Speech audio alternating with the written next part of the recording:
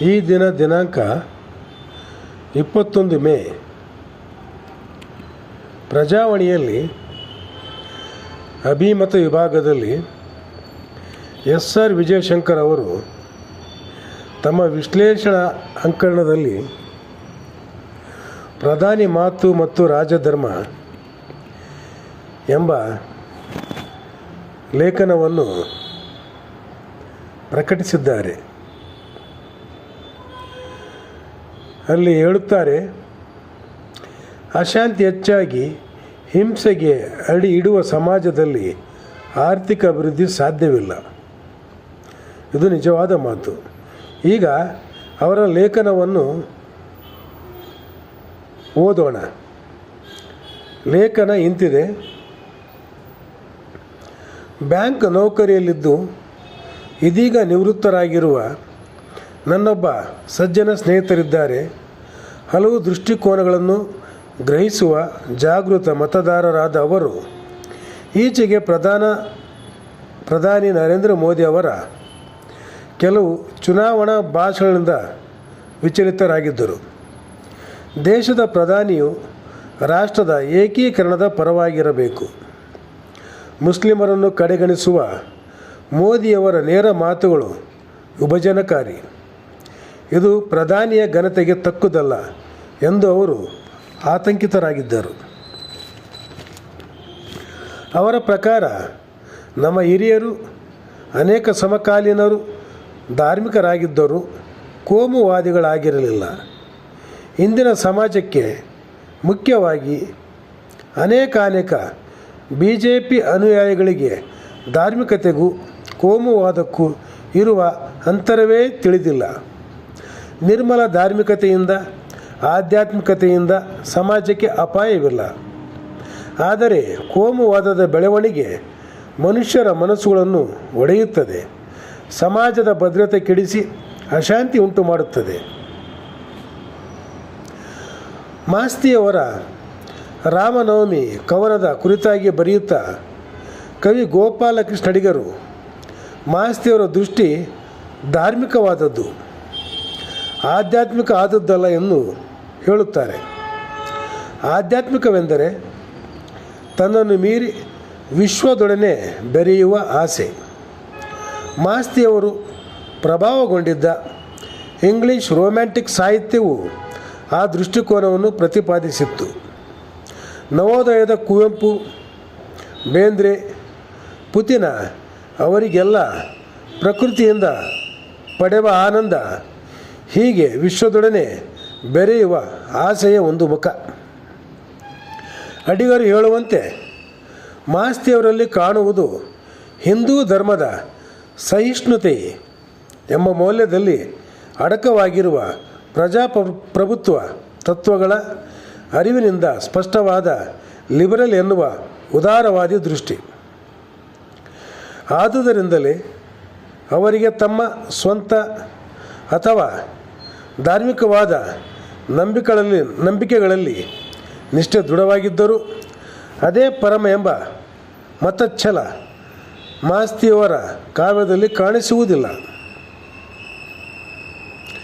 ಆರ್ಷ ದೃಷ್ಟಿಕೋನದ ಕವಿಯೆಂದು ವಿವರಿಸಲ್ಪಟ್ಟ ಇಂದಿನ BJPಯ ಹಿಂದಿನ ರೂಪವಾದ ಜನಸಂಘದಿಂದ ಚುನಾವಣೆಗೆ ಸ್ಪರ್ಧಿಸಿದ್ದ ಗೋಪಾಲಕೃಷ್ಣ ಅಡಿಗರು ರಾಮನವಮಿ ಎಂಬ ಮಾಸ್ತಿಯವರ ಕವನದ ಬಗ್ಗೆ ಬರೆಯುತ್ತಾ ಅವರಿಗೆ ಮತಚ್ಛಲ ಇಲ್ಲ ಎಂದು ಹೇಳುವುದನ್ನು ಗಮನಿಸಬೇಕು.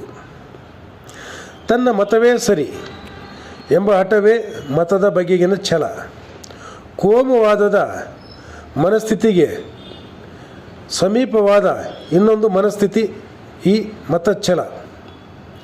ಅದ್ವೈತ, ದ್ವೈತ, ವಿಶಿಷ್ಟಾದ್ವೈತ ಮತಗಳ ನಡುವಿನ ಚರ್ಚೆಗಳಲ್ಲಂತೂ ತಮ್ಮ ಮತವೇ ಪರಮಶ್ರೇಷ್ಠ ಎಂಬ ಛಲವು ಸಹಿಷ್ಣುತೆಗೆ ಸಂಪೂರ್ಣ ವಿರೋಧವಾದ ನೆಲೆ. ಹಿಂದೂ ಮತದೊಳಗಿನ ಅದೇ ಮನೋಭಾವದ ಇನ್ನೊಂದು ಮುಖವಾದ ಜಾತಿವಾದಕ್ಕೂ ಈ ಮತಚ್ಛಲಕ್ಕೂ ಸಂಬಂಧವಿದೆ. ಕೆಲವೊಮ್ಮೆ ಈ ಛಲದಲ್ಲಿ ತಮ್ಮ ಜಾತಿಯೇ ಶ್ರೇಷ್ಠ, ತಮ್ಮ ಜಾತಿಗೆ ಅನ್ಯಾಯವಾಗಿದೆ ಎನ್ನುವಂಥ ಹಲವು ಅಂಶಗಳು ಸೇರಿಕೊಂಡಿರಲೂಬಹುದು. ಹಿಂದೂ ಧಾರ್ಮಿಕ ಸ್ಥಿತಿಯ ಸಹಿಷ್ಣು ಶಕ್ತಿಗಿಂತ ಭಿನ್ನವಾದ ನೆಗೆಟಿವ್ ನಿಲುವನ್ನು ಸೂಚಿಸಲು ಅಡಿಗರು ಮತಚ್ಛಲ ಎಂಬ ನುಡಿಗಟ್ಟನ್ನು ಟಂಕಿಸಿದರು. ನನ್ನ ಗೆಳೆಯ, ನಮ್ಮ ಹಿರಿಯರು ಧಾರ್ಮಿಕರಾಗಿದ್ದರು, ಆದರೆ ಕೋಮುವಾದಿಗಳಾಗಿರಲಿಲ್ಲ ಎಂದಾಗಲೂ ಸೂಚಿಸುತ್ತಿದ್ದುದು ಹಿಂದೂ ಧರ್ಮದ ಒಳಗಿರುವ ಈ ಸಹಿಷ್ಣುತೆಯನ್ನೇ. ಈ ಸಹಿಷ್ಣುತೆಯನ್ನು ಪ್ರತಿಪಾದಿಸಿದ ಬುದ್ಧ, ಕಬೀರ ಹಾಗೂ ಮಹಾತ್ಮ ಫುಲೆ ತಮ್ಮ ಮೂವರು ಗುರುಗಳೆಂದು ಅಂಬೇಡ್ಕರ್ ಹೇಳಿದ್ದಾರೆ. ಹಿಂದೂಗಳ ಸಹಿಷ್ಣುತೆ ಮತ್ತು ಅದಕ್ಕೆ ವಿರುದ್ಧವಾದ ಕೋಮುವಾದಕ್ಕೆ ಪೂರಕವಾದ ಹಿಂದುತ್ವ 1.5 ಶತಮಾನದಿಂದ ಪರಸ್ಪರ ಗುದ್ದಾಡಿವೆ. ಗಾಂಧೀಜಿ ಹಾಗೂ ಸಾವರ್ಕರ್ ನಡುವಿನ ಅಭಿಪ್ರಾಯ ಭೇದದಲ್ಲಿ ದೇಶವು ಗಾಂಧಿಯವರನ್ನು ಒಪ್ಪಿಕೊಂಡಿತು. ಗಾಂಧೀಜಿ ಜೊತೆ ಸಹಮತ ಹೊಂದಿದ ಅನೇಕ ಸಮಾಜ ಸುಧಾರಕರಿದ್ದರು. ಅವರಲ್ಲೊಬ್ಬರು ಇಂದಿನ ಉದ್ಧವ್ ಠಾಕ್ರೆ ಅವರ ಅಜ್ಜ ಕೇಶವ್ ಸೀತಾರಾಮ್ ಠಾಕ್ರೆ. ಆರ್ಯ ಸಮಾಜದಿಂದ ಪ್ರಭಾವಿತರಾಗಿದ್ದ ಅವರು ಪ್ರಾರಂಭಿಸಿದ ಪ್ರಬೋಧನ್ ಅಂದರೆ ಜ್ಞಾನೋದಯ ಪತ್ರಿಕೆಯು ಮತಾಂತರಗೊಂಡ ಹಿಂದೂಗಳು ಹಿಂದೂ ಮತಕ್ಕೆ ಹಿಂತಿರುಗಬಹುದು, ವಿಧವಾ ವಿವಾಹ ಬೇಕು ಎಂಬಂಥ ವಿಚಾರಗಳನ್ನು ಪ್ರತಿಪಾದಿಸಿತು. ಅದನ್ನು ಒಪ್ಪದ ಹಿಂದೂ ಮೂಲಭೂತವಾದಿಗಳು ಹಾಗೆ ಬಂದವರು ಯಾವ ಜಾತಿ ಹಿಂದೂಗಳಾಗಬೇಕು ಎಂಬಂಥ ವಿಚಾರಗಳನ್ನು ಮುಂದಿಡುತ್ತಿದ್ದರು. ಇಂದು ಕೂಡ ಭಾರತವು ಹಿಂದೂ ರಾಷ್ಟ್ರ ಆಗಬೇಕೆಂದು ವಾದಿಸುವ 99% ಜನರು ತಮ್ಮ ಮಕ್ಕಳು ತಮ್ಮ ಜಾತಿಯವರನ್ನೇ ಮದುವೆ ಆಗಬೇಕೆಂದು ಬಯಸುತ್ತಾರೆ. ಬೇರೆ ಧರ್ಮದ ಬಗೆಗಿನ ದ್ವೇಷವನ್ನೇ ಅನೇಕರು ತಪ್ಪಾಗಿ ತಮ್ಮ ಹಿಂದುತ್ವ ಎಂದು ತಿಳಿದಿದ್ದಾರೆ ಎಂಬುದನ್ನು ಇದು ತೋರಿಸುತ್ತದೆ. ತಮ್ಮ ಮಗಳು ಬೇರೆ ದೇಶದವನನ್ನು ಅನ್ಯ ಧರ್ಮೀಯನನ್ನು ಮದುವೆಯಾಗುವುದಾಗಿ ಹೇಳಿದಾಗ ಅದನ್ನು ಒಪ್ಪಿಕೊಳ್ಳುವುದು, ಮನೆಯಲ್ಲಿ ನಿತ್ಯ ಪೂಜೆ ಪಾರಾಯಣ ಎಲ್ಲವನ್ನೂ ಮಾಡುತ್ತಿದ್ದ ಮಾಸ್ತಿಯವರಿಗೆ ಸಾಧ್ಯವಾಯಿತು ಎಂಬುದನ್ನು ನಾವು ನೆನಪಿಸಿಕೊಳ್ಳಬೇಕು. ಪುತಿನ್ ಅವರು ಪ್ರಪಂಚದೊಂದಿಗೆ ಸ್ವಾರ್ಥ ದೂರ ಸಂಬಂಧದಿಂದ ಆಧ್ಯಾತ್ಮಿಕತೆ ಹುಟ್ಟುತ್ತದೆ ಎನ್ನುತ್ತಾರೆ. ಈ ಆಧ್ಯಾತ್ಮಿಕತೆ ಲೋಕಶಾಂತಿಗೆ ಹಿಂಬಾಗುತ್ತದೆ. ಸಮಾಜದ ಈ ಶಾಂತಿಯೇ ಜಗತ್ತಿನ ಚೆಲುವನ್ನು ಹೆಚ್ಚು ಮಾಡುವುದು. ನಿಜವಾದ ಧರ್ಮದ ಮೂಲ ಸ್ವರೂಪ ಖಾಸಗಿಯಾಗಿರುವುದು. ಆದ್ದರಿಂದಲೇ ದೇವರು ಮತ್ತು ಭಕ್ತನ ಸಂಬಂಧ ವೈಯಕ್ತಿಕವಾದದ್ದು. ರಾಜಕೀಯದ ಉದ್ದೇಶವೇ ಸಾರ್ವಜನಿಕವಾದುದು. ಆದುದರಿಂದ ಲೋಕದ ಶಾಂತಿಗಾಗಿ, ಸಮಾಜದಲ್ಲಿ ಸಮಾನತೆ ಮೌಲ್ಯ ವೃದ್ಧಿಗಾಗಿ ಧರ್ಮ ಹಾಗೂ ರಾಜಕೀಯ ಪ್ರತ್ಯೇಕವಾಗಿರುವುದು ಮುಖ್ಯವಾಗಿರುತ್ತದೆ. ತಮ್ಮ ಧರ್ಮ ಶ್ರದ್ಧಾ ಕೇಂದ್ರ ಅಪಾಯದಲ್ಲಿವೆ ಎಂಬುದನ್ನು ತಲೆಗೆ ತುಂಬಿದ ಕೂಡಲೇ ನಮ್ಮ ಧರ್ಮ ಎಲ್ಲಿ ನಶಿಸಿ ಹೋಗುತ್ತದೆ ಎಂಬ ಅಭದ್ರತೆ ಕಾಡುತ್ತದೆ. ಆಗ ಅದನ್ನು ರಕ್ಷಿಸಲು ಆಕ್ರಮಣಕಾರಿ ಮನೋಭಾವ ಹುಟ್ಟುತ್ತದೆ. ಆ ಮನೋಭಾವ ಹುಟ್ಟಿದವರಿಗೆ ಇನ್ನೊಂದು ಧರ್ಮವನ್ನು ವೈರಿಗಳಂತೆ ಎದುರು ಪಕ್ಷವಾಗಿ ಸೂಚಿಸಿದಾಗ ದ್ವೇಷ ಹೆಚ್ಚಾಗುತ್ತದೆ. ಅಮೂರ್ತವಾದ ಎದುರು ಪಕ್ಷದ ಧರ್ಮವೊಂದು ಅಪಾಯಕಾರಿಯಾಗಿ ಗೋಚರಿಸತೊಡಗುತ್ತದೆ. ಆಗ ಸಮಾಜದಲ್ಲಿ ಶಾಂತಿ ಹಾಳಾಗುತ್ತದೆ. ಕಾಂಗ್ರೆಸ್ ಪಕ್ಷ ಅಧಿಕಾರಕ್ಕೆ ಬಂದರೆ ರಾಮ ಮಂದಿರಕ್ಕೆ ಬಾಬರಿ ಮಸೀದಿಯ ಬೀಗ ಹಾಕುತ್ತಾರೆ. ಅವರು ಬುಲ್ಡೋಜರ್ ಕಳಿಸಿ ರಾಮ ಮಂದಿರವನ್ನು ನೆಲಸಮ ಮಾಡುತ್ತಾರೆ ಎಂದು ಹೇಳಿ ಸ್ವತಃ ಪ್ರಧಾನಿಯೇ ಅಶಾಂತಿಯನ್ನು ಹರಡುವುದು ರಾಜಧರ್ಮ ತತ್ವಕ್ಕೆ ವಿರುದ್ಧವಾದುದು. ಕಾಳಿದಾಸನು ರಘುವಂಶದಲ್ಲಿ ರಾಜಧರ್ಮ ಎಂದರೆ ಯಾವ ಭೇದವೂ ಇಲ್ಲದೆ ಪ್ರತಿಯೊಬ್ಬ ಪ್ರಜೆಗೂ ರಾಜ ನೀಡಬೇಕಾದ ರಕ್ಷಣೆ ಎನ್ನುತ್ತಾನೆ. ನಮಗೆ ಸ್ವಾತಂತ್ರ್ಯ ಬಂದಾಗ ನಮ್ಮ ಹಿರಿಯರು ಸ್ವತಂತ್ರ ಭಾರತ ಸಾಧಿಸಬೇಕಾದ 3 ಗುರಿಗಳನ್ನು ಹಾಕಿಕೊಂಡರು. ಒಂದನೆಯದು ಕಾನೂನಿನ ಆಡಳಿತ, ಎರಡನೆಯದು ರಾಷ್ಟ್ರದ ಭೌಗೋಳಿಕ ಮತ್ತು ಭಾವನಾತ್ಮಕ ಸಮಗ್ರೀಕರಣ, ಮೂರನೆಯದು ಬಡತನದ ನಿರ್ಮೂಲನೆ. ಸರ್ವಧರ್ಮ ಸಮಾನತೆ ಮತ್ತು ಎಲ್ಲ ಪ್ರಜೆಗಳಿಗೂ ಇರುವ ಸಮಾನತೆಯನ್ನು ಸಂವಿಧಾನ ತನ್ನ ಪೀಠಿಕೆಯಲ್ಲೇ ಪ್ರಸ್ತಾಪಿಸಿದೆ. ನಾವು ಸಂವಿಧಾನವನ್ನು ರಕ್ಷಿಸಿದರೆ ಸಂವಿಧಾನ ನಮ್ಮನ್ನು ನಮ್ಮ ಧರ್ಮಗಳನ್ನು ರಕ್ಷಿಸುತ್ತದೆ. ಪ್ರಜಾಪ್ರಭುತ್ವದಲ್ಲಿ ಧರ್ಮೋ ರಕ್ಷತಿ ರಕ್ಷಿತ ಎಂದರೆ ಸಂವಿಧಾನವನ್ನು ರಕ್ಷಿಸುವವರನ್ನು ಸಂವಿಧಾನವು ರಕ್ಷಿಸುತ್ತದೆ ಎಂಬುದೇ ಆಗಿದೆ.